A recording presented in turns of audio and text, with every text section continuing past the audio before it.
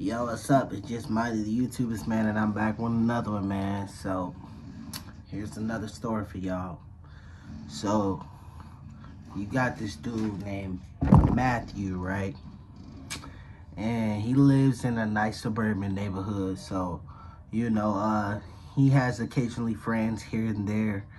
So, he doesn't get around much, but he has, a lot of friends around. So, um, one night when he was at the bar, he met this girl, whatever, and long story short, he went over there, they was chilling, they didn't do nothing, but, they cuddled, watched a few movies. Um, he came back home. So when he was going back in the house, he seen across the street this lady named Miss Emma, right? So Miss Emma, she was known in the neighborhood.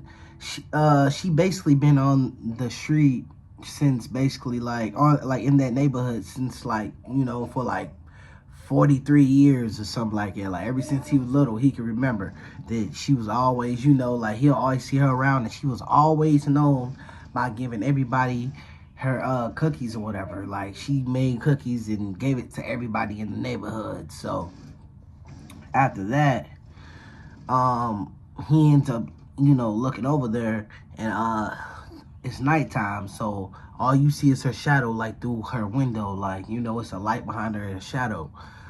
And for a second, he could have swore that he seen her holding up something in her hand, like sharp, but when he looked back, she was just doing something else, and then she went out of light's view, and then the lights went off, so he said, oh, whatever, so he went in the house. So after he goes in the house or whatever, he got this telescope in his room, and it's facing right there across the street, right at her. And sometimes, he could just, he been having it since like, his 19th birthday, and he lives in his own place, and he's about 30 something, so he still got the telescope in his room or whatever. So he ends up looking across the street, and he ends up seeing the mailman knock on the door. Like now, by this time, it's daytime, y'all. So it's the next day. So he's looking through the telescope, and he sees the mailman knock on the door, and Miss Emma invites him in, and he ain't thinking nothing of it or whatever. So he just goes on about his day. He goes to the gym or whatever he does, and then he comes back home. So, about a few weeks pass, he ends up seeing on the news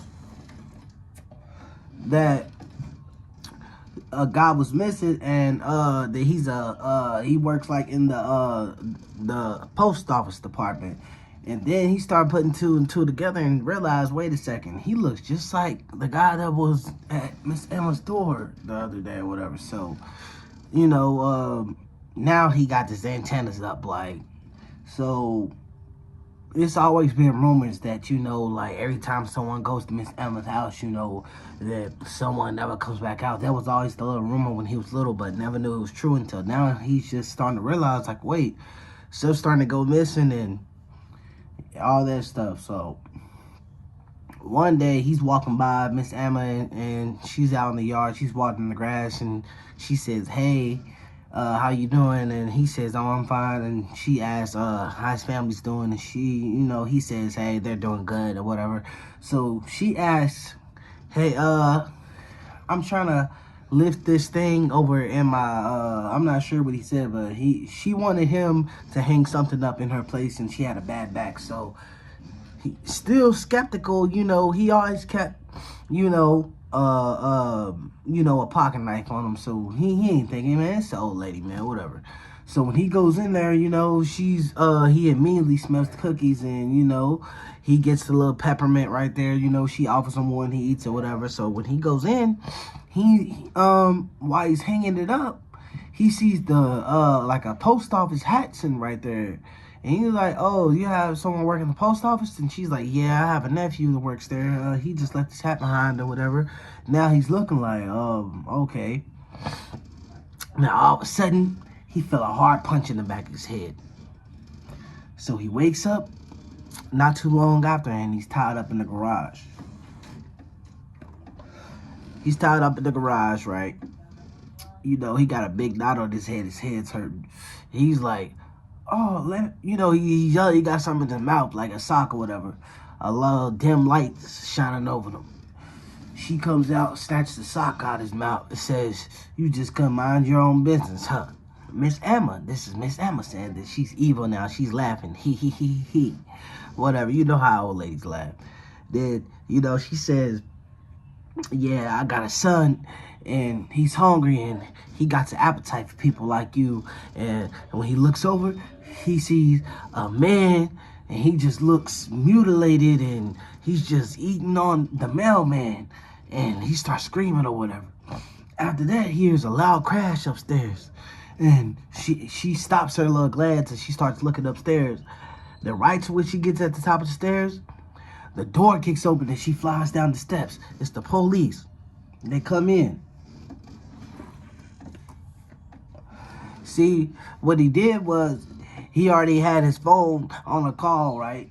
He been telling his friend about it. That's what I didn't tell y'all. He been telling his friend about it, and he chose to call him.